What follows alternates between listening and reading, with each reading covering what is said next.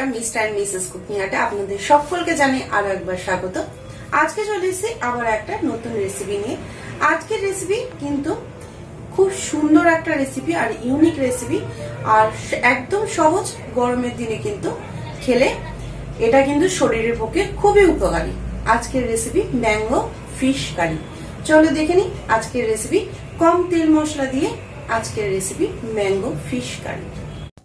রেসিপিটার জন্য আমি নিয়েছি এখানে ম্যাঙ্গো, আর নিয়েছি এর সাথে রয়েছে সর্ষে আর কাঁচা লঙ্কা বাটা, সবগুলোকে একসাথে বেটে নিয়েছি। ধনেপাতা কুচানো, আর নিয়েছি বাটা মশলার মধ্যে ধনে গুঁড়ো, জিরে গুঁড়ো, আদা বাটা। আমি এখানে বাটা মশলা ইউজ করেছি, আপনারা চাইলে মার্কেটের গুঁড়ো মশলা ইউজ করতে পারেন। ফোড়নের জন্য আমি এখানে নিয়েছি সর্ষে আর শুকনো লঙ্কা, আর লাগছে সর্ষের তেল। আর মাছ নিয়েছি আমি এখানে কাতলা মাছ 7 পিস মতো। চলো দেখে নিই আজকের রেসিপিটা কিভাবে বানাবো। তার আগে আমি কিন্তু ম্যাঙ্গো, সর্ষে আর কাঁচা লঙ্কা আমরা সবগুলো নিয়ে যেটা পেস্ট করে নিয়েছিলাম, আমরা সেটা একবার দেখিয়ে দিচ্ছি। আমি এই রকমভাবে এখানে সর্ষের পরিমাণ নিয়েছি 1 চামচ মতো, দিয়ে আমি পেস্ট করে নিয়েছি। এরপরে আমি একটা কড়াই বসিয়ে নিয়েছি, আর এর মধ্যে দিয়ে দিচ্ছি তেল। আমি সর্ষের তেল ব্যবহার করছি, আর তেলটা কিন্তু গরম হওয়ার পরে আমি মাছগুলোকে দিয়েছি।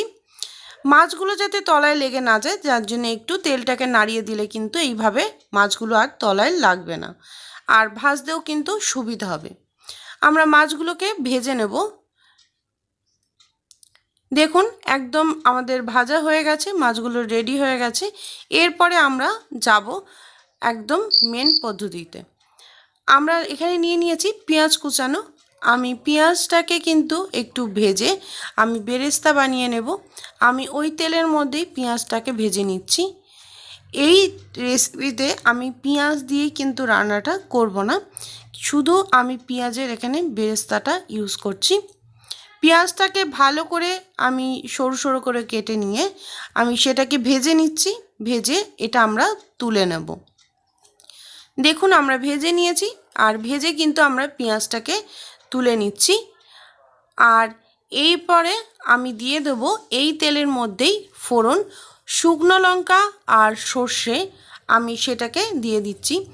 সর্ষেটা ভালোভাবে কিন্তু এখানে গরম হলে, আর এইভাবে কিন্তু সর্ষে কিন্তু একটু তেলের মধ্যে দিলে ফাটতে আরম্ভ করে, সেটার কিন্তু ফ্লেভারটা খুব ভালো আসে। তারপরে কিন্তু আমরা দিয়ে দিচ্ছি টমেটো পেস্ট। আমি এখানে টমেটো নিয়েছি, একটা বড় টমেটো, সেটাকে আমি পেস্ট করে নিয়েছি। আর কিন্তু আমি কোনো রকম এক্সট্রা এর মধ্যে শুকনো লঙ্কার গুঁড়ো ইউজ করিনি।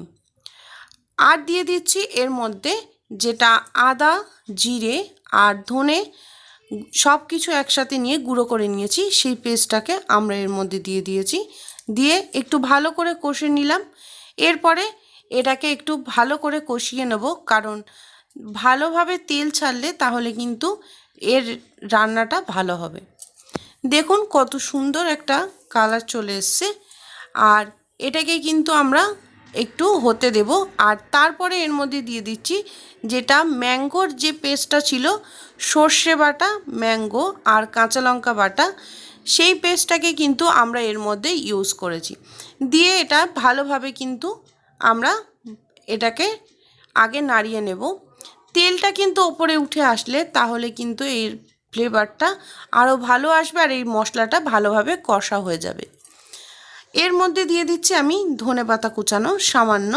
যদি আপনারা ধনেপাতা পছন্দ না করেন কেউ, তাহলে ধনেপাতাটা স্কিপ করে যেতে পারেন।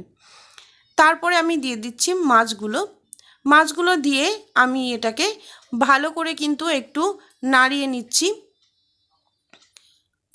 দেখুন আমি মাছগুলো দিয়ে দিয়েছি, প্রত্যেকটা মাছ। আর আমি কিন্তু এই গ্রেভিটার সাথে একটু ভালোভাবে মাখিয়ে নিচ্ছি। গ্রেভিটার সাথে ভালোভাবে মাখিয়ে নেওয়ার পরে আমি এর মধ্যে দিয়ে দিয়েছি জল। আমি অল্প পরিমাণে জল দিয়েছি, কারণ এটা একটু মাখা মাখা টাইপের হবে, তাই আমি এইভাবে জল দিয়েছি। আপনারা যদি চান এর থেকে বেশি কাই করতে, তাহলে কিন্তু সেটা দিতে পারেন। আর দিয়ে দিয়েছি এর মধ্যে হলুদ, সামান্য পরিমাণে নুন আর চিনি। যেহেতু এখানে আমটা দিয়েছিলাম, তো আমের পরিমাণটা ব্যালেন্স করেই এখানে যেরকম আমটার একটু যদি টক থাকে তাহলে মিষ্টিটা একটু বেশি হবে, সেই রকমভাবেই একটু দেবেন। আর দিয়ে দিচ্ছি এর মধ্যে কাঁচা লঙ্কা। কাঁচা লঙ্কাটা দেওয়ার পরে এটাকে আমরা ঢাকা দিয়ে রেখে দেব কিছুক্ষণের জন্য।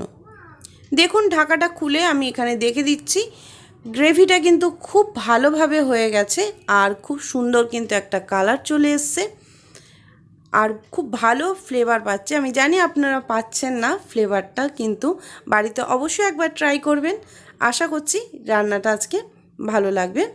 আর গরমের দিনে কিন্তু এরকম টক মিষ্টি ঝাল একটা রেসিপি, একদম পাতলা, হালকা পাতলা, কম মশলার, অবশ্যই কিন্তু আপনাদের ভালো লাগবে। আমি এরপরে দিয়ে দিচ্ছি এর মধ্যে একটু 5 ফোড়ন ভাজা। আমি এখানে গরম মশলা ইউজ করিনি। আমি 5 ফোড়নটাকে ভালো করে একটু কড়ার মধ্যে নেড়ে নিয়ে, আমি কিন্তু সেটা ভাজিনি, জাস্ট গরম করে নিয়ে গুঁড়ো করে আমি এর ওপর থেকে লাস্টে ছড়িয়ে দিয়েছি। আমাদের রেডি হয়ে গেছে আজকে ম্যাঙ্গো ফিশ কারি। তাহলে আমরা একটা প্লেটের মধ্যে নামিয়ে নিয়ে এটাকে উপর থেকে একটু বেরেস্তা আর ধনেপাতা দিয়ে গার্নিশিং করে নিয়েছি। আপনারা আপনাদের পছন্দ মতো এটা গার্নিশিং করে নিতে পারেন। আমি এর ওপর থেকে দিয়ে দিয়েছি বেরেস্তার তেল আর বেরেস্তা। আপনারা চাইলে কিন্তু এর ওপর থেকে কাঁচা তেল দিয়ে দিতে পারেন, আর বেরেস্তার তেলটা দিলে কিন্তু খেতে ভালো লাগবে। এইভাবে কিন্তু আপনারা বাড়িতে খুব সুন্দর একটা গরমের দিনে বানিয়ে ফেলতে পারেন জলদি একটা মাছের রেসিপি। আর যে কেউ আসলে বাড়িতে এইভাবে পরিবেশন করুন মাছের একটা ইউনিক রেসিপি। তাহলে রেডি হয়ে গেছে আমাদের আজকের রেসিপি ম্যাঙ্গো ফিশ কারি। তাহলে রেডি হয়ে গেছে আমাদের ম্যাঙ্গো ফিশ কারি। যদি ভালো লেগে থাকে তাহলে কিন্তু অবশ্যই একটা লাইক করে দেবে। কমেন্টের মাধ্যমে জানাতে একদমই ভুলো না যে আজকের রেসিপিটা কেমন লেগেছে।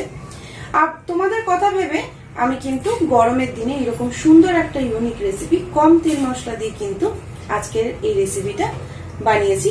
তো ভালো লাগলে অবশ্যই কমেন্টের মাধ্যমে জানাবে। আর আমাদের চ্যানেলে এখনো যারা সাবস্ক্রাইব করোনি তারা কিন্তু তাড়াতাড়ি সাবস্ক্রাইব করে নাও, পাশে থাকা বেল বাটনটা ক্লিক করতে একদমই ভুলো না। আজকের মতো রেসিপিটা এখানে, আবারও ফিরে আসবো নতুন কোনো রেসিপি।